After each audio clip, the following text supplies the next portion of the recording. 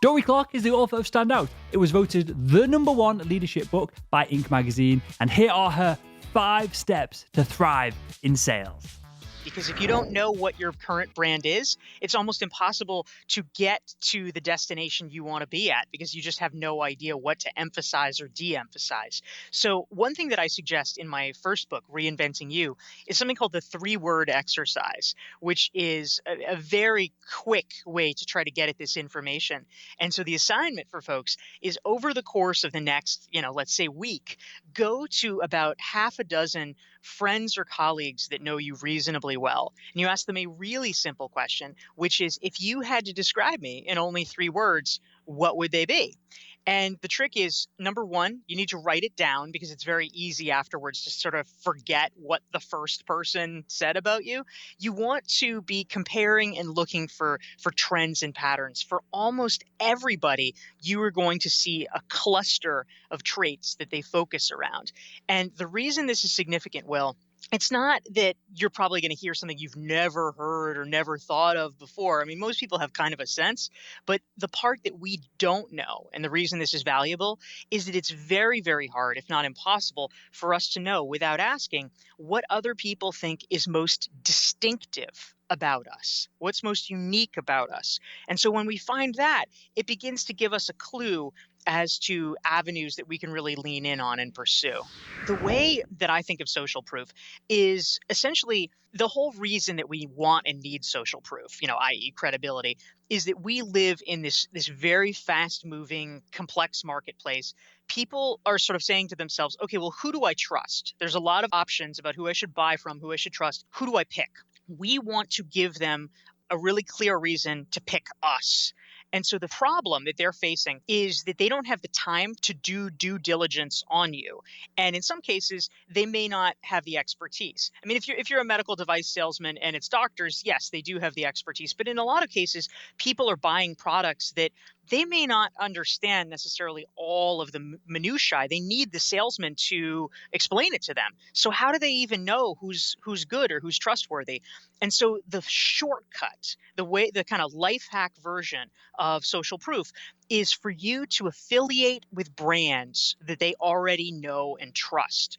And then if they say, oh, well, if Will is good enough for XYZ, then clearly he's good enough for me. It's kind of outsourcing the trust process. So some good ways to do that. Number 1, if we go back to content creation, it's writing for publications in the industry that they've already heard of. That's one good way. Another thing is professional associations. A lot of people forget about this, but to be a leader in a professional association, either locally or regionally, is fantastic because it really shows that you are respected enough by your peers to do that. And the truth is, most of those positions are honestly not that hard to get because they are volunteer. People are busy. But if you take the time to do it, it gives you a special stature. And then lastly, to your previous point, quotes, you're right, they can be, fudged or whatever. But if you're able to say, and people know and understand that it's true, oh, well, I have consulted for, or I have worked for boom, boom, boom, and you name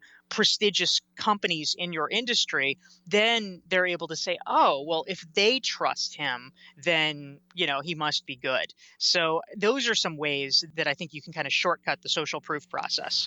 These days, of course, you no longer can just concentrate on your reputation in real life, with the people that know you personally. There are going to be a lot of people that you're dealing with that maybe you even have met them personally, but if they want to do a little bit more background check on you, obviously the first thing they're going to do is go to the internet. And above and beyond that, there's plenty of people that you might be making sales to, or some preliminary encounter where they haven't met you at all. And so online is either the first or a very quick second of how they determine more about who you are.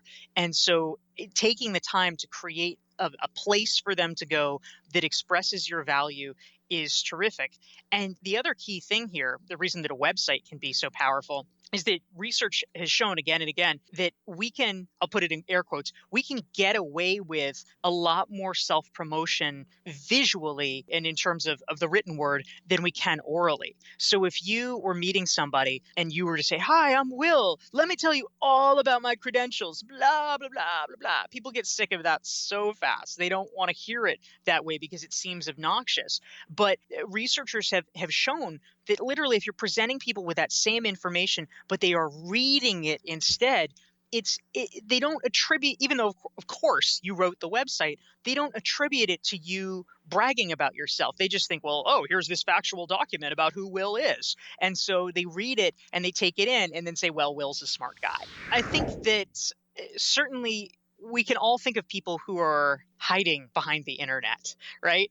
Clearly that's not it's not ideal if you're using the internet as a way of avoiding talking to people, or, oh, I can't possibly call them, I'll just, if they're not responding to email, I'll just email them again. I mean, that's more of the same is not going to work if you're hitting a roadblock there. So I think that there are limits, but the internet also, of course, presents a lot of other opportunities. And we were essentially alluding to this earlier because the sales cycle has changed fundamentally. It used to be that every step along the way, the salesperson would have to introduce the idea of the product and explain the product and guide people through every single step.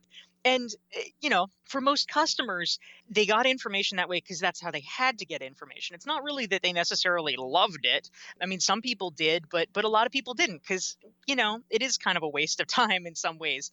Nowadays, most customers really like the opportunity to do a lot of the research themselves in a preliminary fashion. They research the product, they research the company, etc. And so people are already pretty well informed. They're already, let's say, halfway or more, even sometimes down the sales cycle, down the pipeline, when the salesperson even gets involved. And so what you need to do for people is different. The relationship building becomes different. And this is the place where your brand actually really matters, and the level of trust that you have as a trusted expert really matters, because they don't need somebody to essentially be a human website and be like, oh, let me tell you about the product specifications. They need somebody that they feel really good, like, oh, this woman really knows about all the arcane questions that I have, all the stuff I couldn't get on the website. What if this? What if that?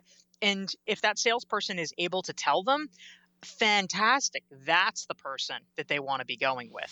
There are two things that you should be looking at. So the first one, very simply, is your Google search results. And maybe once a month you can go and check in on this.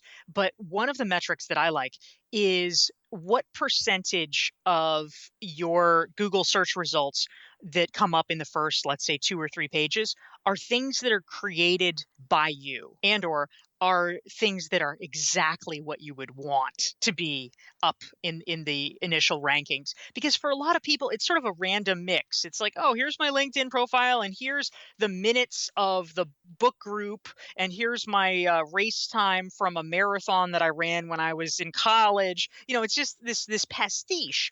And so instead, what you want, ideally, when your name comes up, is you would like to have this sort of wall of social proof where it's, boom, LinkedIn, boom, here's my personal website, boom, here's my Twitter account if I'm doing, professional tweets, whatever it is. And so taking a look and just seeing how that percentage changes over time, and hopefully getting more and more to be exactly what you would wish it to be. The second thing is, and I put a little bit more of an asterisk on this, but there are services. One is called Clout with a K, Klout. Another is Cred, Kred. They're big into Ks for some reason. And they are services that attempt to assign you a numerical score about your personal brand or level of influence online. Now, a lot of people say, with some justification, that their metrics for doing this are not the most solid. Famously, a number of years ago, they give Tim Berners-Lee, Sir Tim Berners-Lee, who invented the World Wide Web, he had a clout score of 45, which of course is, like out of 100. And it's like, okay, dude invented the web and he has a really bad clout score. And, they justified it. They're like, well, he's not on social media that much, so it doesn't necessarily reflect your influence in society, but it is one metric. So if you take it with a grain of salt, that could be another way if you look at trends over time to see if you are engaging and doing more and more of the right thing. Hey, hope you enjoyed that one. Click up here to watch another 5 Steps to Thrive in Sales video. Click down here to watch the full interview where all these clips came from.